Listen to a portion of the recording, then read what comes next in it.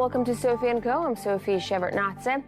When an ISIS affiliate descended upon Nigeria, mercenaries played a major role in pushing the terrorists back.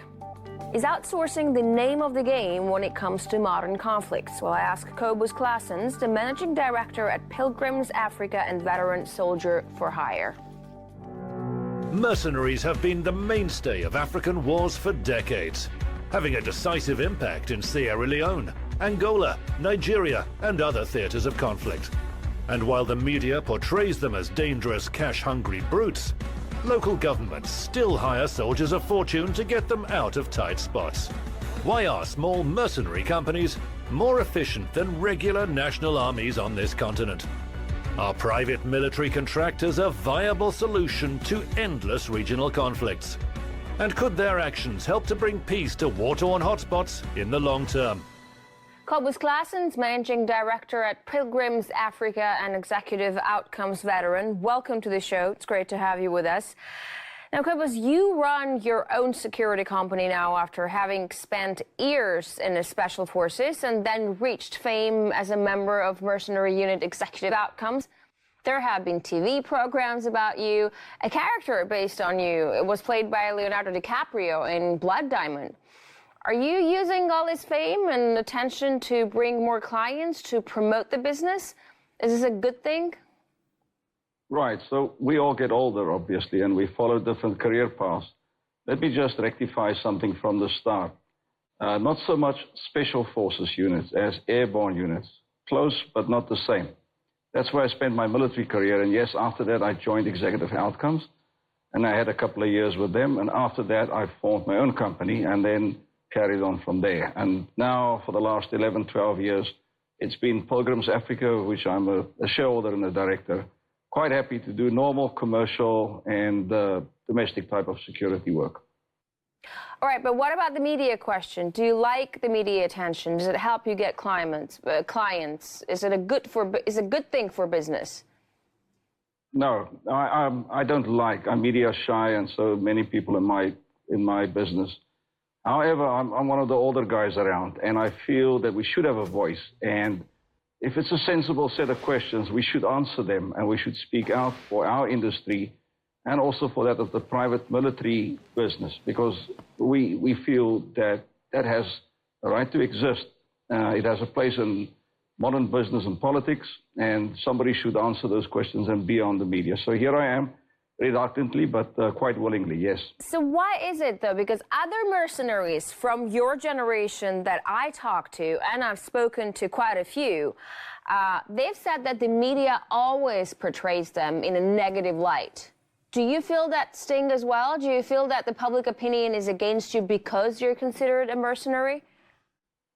Well thought out, well-balanced media will follow the story regardless. Unfortunately, in the early days of Executive Outcomes, there was a more sinister or a more politically driven agenda that planted stories. This is well documented in Evan Barlow's research and his subsequent book on that. So to a degree, Executive Outcomes was the victim of a smear campaign, which is different from good reporting. On the other side of the coin, we have enjoyed fair and honest reporting. For example, the BBC reported on our presence in Sierra Leone back in 95, 96, 97 in a very favorable and correct manner, because at the end of that conflict, all parties that was in the conflict was tried or was investigated by the special court, and Executive Outcomes was given a clean bill of health. And this was well reported by the BBC, and it was picked up by other news media. So yes, there's good and bad. We have to live with it. That's our modern world that we live in. So the private military companies on the continent, like Pilgrims Africa that you're running, they're all based on people like you, South African or other regional army veterans. Is there a new generation coming to replace you guys? Are there young people interested in this kind of work? All right, let me just make another distinction quickly. Pilgrims Africa is part of the British Pilgrims Group. We're a commercial security firm, well-registered. We pay our taxes, and we do nothing that can be considered to be military type of work. But yes, to answer the second part of your question, in private military companies, there certainly is a new generation.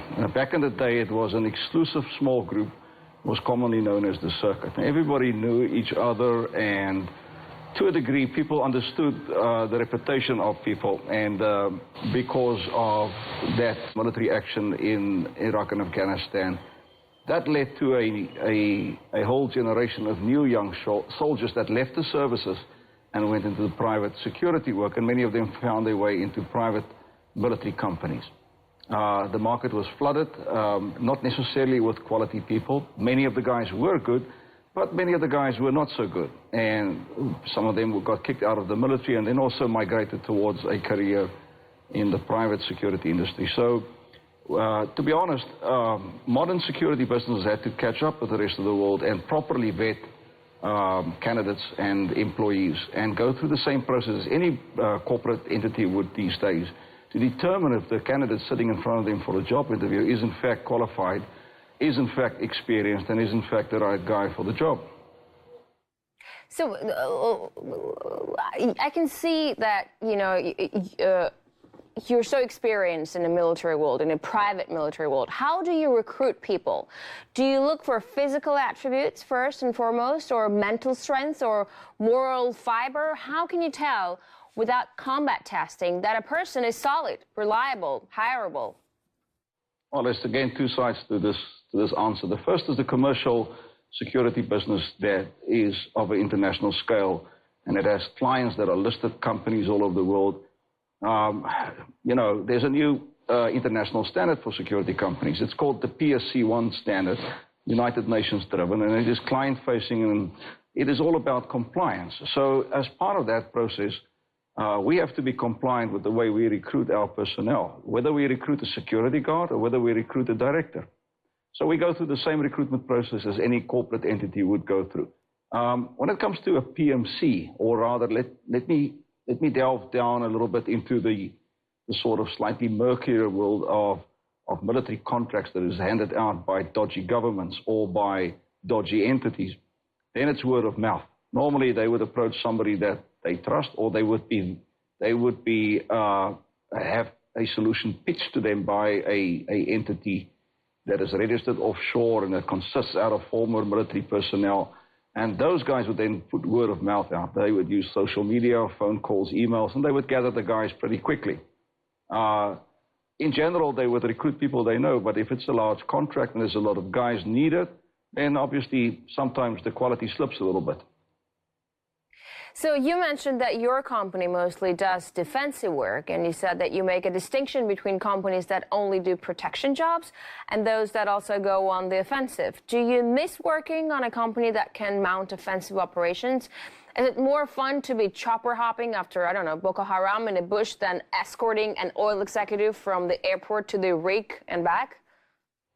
There's all sorts of differences between a commercial security company and a PMC. A commercial security company delivers a wide range of services that borders on logistical services, outsourcing services, technical services. For example, the installation of security measures around an office, CCTV cameras, fencing, lights. It provides man guarding. This is a guard, a front of office guy that sits at a security post, or somebody that patrols a large yard or a fence. Now, on the other hand, the PMC will often engage in combat, and that for me is the difference. PMCs don't necessarily engage in combat. PMCs, private military companies, can get involved in the back end of military, of proper militaries, proper armies across the world in a support role. But PMCs are sometimes also involved in combat training, and then in some cases, they get involved in combat. And that for me is the main distinction. If you ask me whether I miss the days that I left the army and I've been part of a private company that engaged in combat, yes. It's a brotherhood, and you do miss it. And it is special, and the bonds that you formed back then just stays with you forever. But as you can see, I'm getting older and grayer now. So that is not my number one priority in life anymore. Did you ever encounter customers that try to misrepresent your mission in any way, to cheat you into doing some downright dirty work? Oh, no. It's the stuff that stories of fiction are made of. To be honest, when a PMC engages with a customer, The contractual requirements are normally laid bare long before any work is done, before any money changes hands. During a mission or during a deployment or during the duration of a contract, yes, the requirements may change, but being tricked into a change, it's never have happened in any operation or any kind of contract that I was involved in.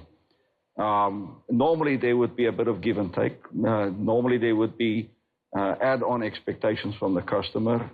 Sometimes objectives are met by the PMC and not necessarily visible or clear, or the specific objectives that the client wanted.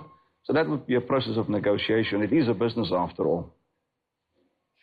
Tell me something. When PMCs have to defeat an enemy on the ground, they act like classic armies. They start with an air onslaught, then finish them on the ground. What are the techniques PMCs use to avoid civilian collateral? Yes. When a PMC engages in combat, there's no difference between that and any other armed force engaging in combat. The fact that they, for some reason, work for a civilian company or a private company that is there on a contract base makes no difference. Once the bullet starts flying, the same tactics apply. And in each and every case that I have been involved in and that I know of, PMCs took extraordinary measures to avoid collateral damage, specifically the targeting or even the accidental harm to civilians. In most cases, they were greatly successful because they set that as an objective. A standing army that attacks or bombs a target will consider collateral damage, but in a political way. It's not their prime concern, whereas for a PMC, it is very much. So often in the planning of military or combat operations for a PMC where I was involved, the effect and the impact on civilians was front and foremost in the planners' minds. And oftentimes when there was a chance of civilians getting hurt, the plan was not executed, it was modified in order to avoid that. Like any private business, it considers those things that is bad for business. Having civilians hurt or killed, or having property damage that shouldn't be damaged, is definitely bad for business. So therefore, a PMC sometimes considers things in a different way than a standing military would. We'll take a short break right now. We'll be back discussing outsourcing of war to private companies with Cobus Claassens, head of Pilgrims Africa and veteran gun for hire. Stay with us.